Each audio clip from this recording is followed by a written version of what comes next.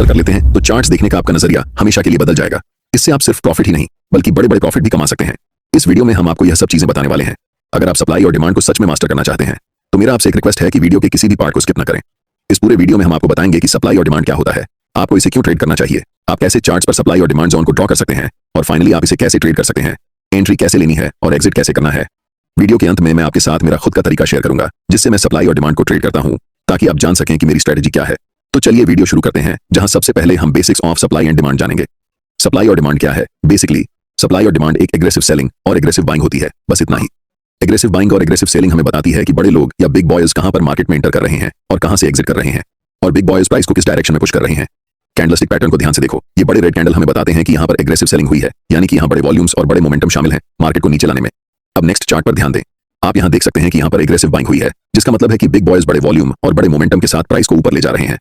इन्हीं दोनों चीजों को आपको देखना चाहिए जब आप सप्लाई और डिमांड को ट्रेड कर रहे होते हैं, क्योंकि ऐसे मोमेंटम हमें बताता है कि स्मार्ट मनी कहां पर मार्केट में एंटर कर रही है, मार्केट को किस डायरेक्शन में ले जा रही है और मार्केट से कहां पर एग्जिट कर रही है। और अगर आप छोटे छोटे कैंडलस्टिक्स को देखते हैं तो इसे सप्लाई और डिमांड एरिया नहीं समझना चाहिए। ये सारे स्मॉल कैंडल मार्केट के छोटे छोटे क्यूट बेबीज हैं, और ऐसे कैंडल के साथ न तो ज्यादा वॉल्यूम होता है और न ही मोमेंटम। आपको सप्लाई और डिमांड क्यों ट्रेड करना चाहिए? पहले मैं आपको बताना चाहता हूं कि मैं सप्लाई और डिमांड को क्यों ट्रेड करता हूं। हम उन लोगों के साथ ट्रेड करना चाहते हैं जिनके पास बहुत सारा पैसा है, जिसे हम स्टॉक मार्केट की भाषा में स्मार्ट मनी कहते हैं, और मैं भी बिग बॉयज स्मार्ट मनी को फॉलो करके प्रॉफिट बनाना चाहता हूं। सबसे अच्छा तरीका जिससे आप पहचान सकते हैं कि मार्केट में स्मार्ट मनी कब एंटर कर रही है और कब एग्जिट कर रही है, वह है चार्ट्स पर सप्लाई और डिमांड जोन को पहचानना। जब मार्केट में प्राइस बड़े बड़े रेड कैंडल्स बनाते हुए नीचे की ओर जाती है उसे हम सप्लाई जोन कहते हैं, और जिस लेवल से प्राइस बड़े बड़े ग्रीन कैंडल बनाकर ऊपर की ओर बढ़ती है उसे हम डिमांड जोन कहते हैं। हम सिर्फ चार्ट पर बड़े मोमेंटम वाले कैंडल्स को देखेंगे जो हमें बताते हैं कि बिग बॉयज या फिर स्मार्ट मनी मार्केट में प्रवेश कर चुकी है। इस बात को हमेशा याद रखें कि हम रिटेल ट्रेडर्स हैं और मार्केट के बड़े प्लेयर्स के मुकाबले हमारे पास बहुत कम पैसे होते हैं। इन बड़े प्लेयर्स के पास 500 करोड़, 1000 करोड़, 2000 करोड़ जैसी बड़ी रकम होती है। चार्ट्स को ध्यान से देखो, ऐसे मोमेंटम को देखने के बाद आपको पता चल जाता है कि बड़े प्लेयर्स जिन्हें हम स्मार्ट मनी कहते हैं इस लेवल पर मार्केट में प्रवेश कर रहे हैं। तो मेरा आपसे सवाल है, क्या आप ऐसी जगह पर खरीदना चाहोगे? अगर आपका जवाब नहीं है तो आप मार्केट में हमेशा के लिए लूजर ही रह जाओगे। लेकिन मुझे पता है कि आप सबका जवाब हाँ होगा, क्योंकि आप मार्केट में प्रॉफिट बनाने आए हैं और यहाँ तो आपके सामने मुफ्त पैसे पड़े हुए हैं। आप जानते हैं कि स्मार्ट मनी के पास बड़े पैसे हैं, बड़ी पावर है और उनके पास मार्केट को मूव करने की ताकत है। सबसे बड़ी गलती जो रिटेल ट्रेडर्स कर सकते हैं वह है ऐसे स्मार्ट मनी के खिलाफ ट्रेड करना जो आपसे अनलिमिटेड टाइम बड़ा है। अब आपको पता है कि सप्लाई और डिमांड को क्यों ट्रेड करना है। अब हम जानेंगे सप्लाई और डिमांड जोन को चार्ट्स पर कैसे ड्रा करते हैं। अब हम जानेंगे कि सप्लाई और डिमांड को चार्ट्स पर कैसे पहचान सकते हैं। पहला तरीका यह है कि ट्रेड में आपको तभी एंट्री लेनी है जब आपको कम से कम 3 मोमेंटम कैंडल्स दिखें। हो सकता है कि एक मोमेंटम में 4-5 बड़े कैंडल्स हों, लेकिन कम से कम 3 तो होना ही चाहिए, तभी हम ट्रेड में एंट्री ले सकते हैं। जैसे कि इन 3 मोमेंटम कैंडल्स को देखो। ध्यान रखना कि ऐसे छोटे कैंडल्स को सप्लाई और डिमांड मत समझना। इस एग्जांपल में हम इन 3 ग्रीन मोमेंटम कैंडल्स का इस्तेमाल करेंगे। दूसरा चीज आपको यह करना है कि ऐसे एरिया ढूंढना है जहां से मोमेंटम शुरू हो। उन तीनों कैंडल्स के जस्ट प्रीवियस वाले कैंडल पर हम एक रेक्टेंगल बॉक्स ड्रॉ करेंगे। ध्यान देना कि वह बॉक्स कैंडल की हाई और लो को पूरी तरह कवर कर रहा हो। अब जो आपको चार्ट्स पर यह रेक्टेंगल एरिया दिख रहा है, ये पूरा एरिया एक डिमांड जोन है, और अगली बार जब भी प्राइस इस जोन में आएगा तब यहां से आपको बाय ट्रेड में एंट्री करनी है। क्योंकि यहां पर ऐसा हो चुका है तो ध्यान देने वाली बात यह है कि प्राइस इस जोन तक आया और उसके बाद बड़े ग्रीन कैंडल्स बनाते हुए शूट अप कर गया। सोचिए, अगर आप ऐसी जगह पर मार्केट में ट्रेड एंट्री करते हैं तो आप बहुत ज्यादा पैसा बनाने वाले हैं। चलिए अब एक और एग्जांपल देखते हैं। इन 3 बड़े रेड कैंडल्स पर ध्यान दें। यहां पर हमें इन कैंडल्स को सिलेक्ट करना है और इन 3 कैंडल्स के प्रीवियस कैंडल की हाई और लो को टच करते हुए राइट साइड की तरफ खींचते हुए एक रेक्टेंगल बनाना है। ये रेक्टेंगल एरिया एक स्ट्रांग सप्लाई जोन है, इसलिए हमें वेट करना है कि प्राइस दोबारा इस सप्लाई एरिया में आए। और जैसे ही प्राइस सप्लाई जोन के पास आती है, मैं चाहता हूं कि आप ध्यान से देखें कि क्या होता है।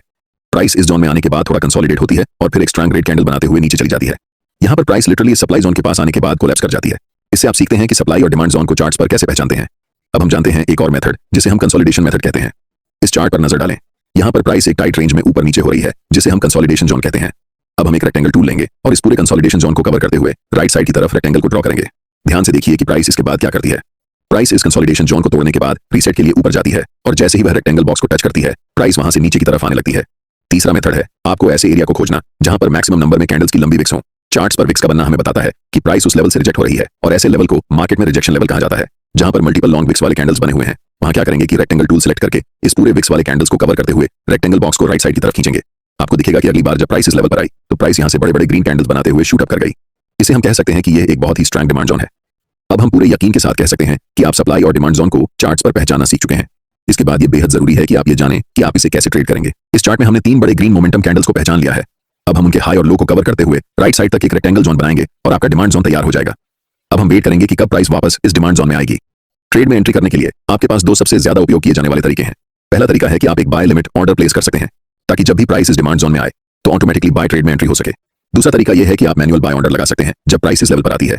हम ज्यादातर दूसरे तरीके को ही प्रेफर करते हैं, क्योंकि याद रखना चाहिए कि डिमांड जोन कितना भी स्ट्रांग क्यों ना हो, हमेशा यह चांस रहता है कि प्राइस उस लेवल को ब्रेक कर दे। अब हम वेट कर रहे हैं कि कब प्राइस इस डिमांड जोन के पास वापस आएगी। जैसे ही प्राइस इस डिमांड जोन के पास आती है या फिर उसे टच करती है, आपको तुरंत मार्केट में एंट्री नहीं लेना है। पहले मार्केट को कंफर्मेशन देने दो कि अब मार्केट ऊपर जाने वाली है। आप देख सकते हैं कि यहाँ पर एक दोजी कैंडलस्टिक पैटर्न बना है और ये लंबी विक्स हमें बताती है कि प्राइस यहाँ से रिजेक्शन ले रही है। लेकिन हम अभी भी कंफर्म नहीं हुए हैं कि प्राइस ऊपर ही जाने वाली है, इसीलिए हमें और इंतजार करना पड़ेगा। जस्ट नेक्स्ट कैंडल एक बड़ी बुलिश कैंडल फॉर्म होती है और हम यहाँ पर कंफर्म हो जाते हैं कि मार्केट अब यहाँ से ऊपर जाने वाली है, क्योंकि ये बुलिश इंगल्फिंग कैंडल हमें बताती है कि मार्केट में स्मार्ट मनी बाइंग पोजीशन बना रही है। और आप जानते हैं कि स्मार्ट मनी की एंट्री के बाद प्राइस सुपरफास्ट स्पीड से ऊपर जाने वाली है। हम यहाँ मार्केट में एंट्री लेंगे जिसमें हमारा स्टॉप लॉस स्विंग लो के नीचे होगा। अगर आप ज्यादा सेफ रहना चाहते हैं तो आप अपना स्टॉप लॉस बिल्कुल इस डिमांड जोन के नीचे रख सकते हैं। अगर हम टारगेट की बात करें तो ऊपरी लेवल पर प्रीवियस कुछ कैंडल्स को देखें। यहाँ पर 3 लगातार रेड कैंडल्स बनी है और उनके जस्ट प्रीवियस कैंडल एक लॉन्ग विक्स रिजेक्शन कैंडल है, जिससे हम कंफर्म हो जाते हैं कि यह लेवल एक सप्लाई जोन है। इसीलिए जब प्राइस इस लेवल को टच करेगी, हम अपना प्रॉफिट यहाँ बुक करेंगे। जब एक बार कोई सप्लाई या डिमांड जोन प्राइस का रिस्पेक्ट नहीं करता है, तो आपको पहले से ड्रॉ किए हुए रेक्टेंगल को डिलीट करना है और फिर नए सप्लाई और डिमांड जोन को चार्ट्स पर ड्रॉ करना है। अगर कोई नया सप्लाई या डिमांड जोन नहीं दिख रहा है तो हम मार्केट में वेट करेंगे। जब प्राइस इस लेवल से 3 बड़े ग्रीन कैंडल्स बनाती है तो हमें पता चलता है कि यह एक नया डिमांड जोन है। इन 3 ग्रीन कैंडल्स के जस्ट प्रीवियस कैंडल को कवर करके हम एक रेक्टेंगल बॉक्स साइड की तरफ खींचेंगे। अब हम इंतजार करेंगे कि प्राइस कब इस डिमांड जोन के पास आएगी ताकि हम ट्रेड में एंट्री कर सकें।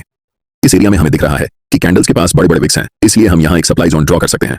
जब प्राइस इस डिमांड जोन के पास आती है तो स्ट्रॉन्ग रेड कैंडल बनाते हुए इस लेवल को थोड़ा सा ब्रेक कर देती है। ऐसी सिचुएशन में रिटेल ट्रेडर्स अक्सर इसे एक ब्रेकडाउन के रूप में देखते हैं और सेल पोजीशन में एंट्री कर लेते हैं।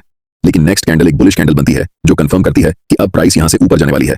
इस सिचुएशन में हम बाय पोजीशन में एंट्री करेंगे और नेक्स्ट सप्लाई जोन तक अपना टारगेट रखेंगे। हमारा stop loss last swing low के नीचे होगा।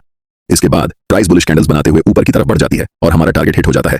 अगर आप अभी तक मेरे वीडियो को देख रहे हैं तो अब मैं आपके साथ अपनी सीक्रेट ट्रेडिंग स्ट्रेटजी शेयर करने वाला हूं, जिसमें मैं बताऊंगा कि सप्लाई और डिमांड को यूज करके मैं खुद कैसे ट्रेड करता हूं। ट्रेड करते समय मैं सिर्फ एक कंफर्मेशन पर ध्यान नहीं देता, बल्कि मल्टीपल कंफर्मेशंस को देखता हूं, तभी ट्रेड में एंट्री लेता हूं। एक्सटर्नल कंफर्मेशन के लिए मैं अक्सर फिबोनाची रिट्रेसमेंट टूल का उपयोग करता हूं और ऐसा मैं तभी करता हूं जब प्राइस अपर ट्रेंड या डाउन ट्रेंड में होती है। फिबोनाची टूल को कभी भी साइडवेज मार्केट में यूज नहीं करना चाहिए और यहाँ एक अप ट्रेंड है, इसलिए हम फिबोनाची टूल को ड्रॉ करेंगे। फिबोनाची टूल में रिट्रेसमेंट को ट्रेड करने के लिए 0.5 और 0.61 लेवल सबसे अच्छे होते हैं। इसलिए जब प्राइस इन दोनों लेवल्स के बीच आती है और एक बुलिश कैंडल बनती है तो हम कंफर्म हो जाते हैं कि प्राइस अब यहाँ से ऊपर ही जाने वाली है। मल्टीपल कंफर्मेशंस के बाद हम बाय पोजीशन में एंट्री लेते हैं, जिससे मेरे ट्रेड्स का विन रेट एवरेज ट्रेड से ज्यादा रहता है। अगर आपको यह वीडियो पसंद आया है तो वीडियो को लाइक करें और चैनल को सब्सक्राइब जरूर करें ताकि आप फ्री में प्राइस एक्शन सीख सकें। वीडियो को अंत तक देखने के लिए आप सभी का धन्यवाद।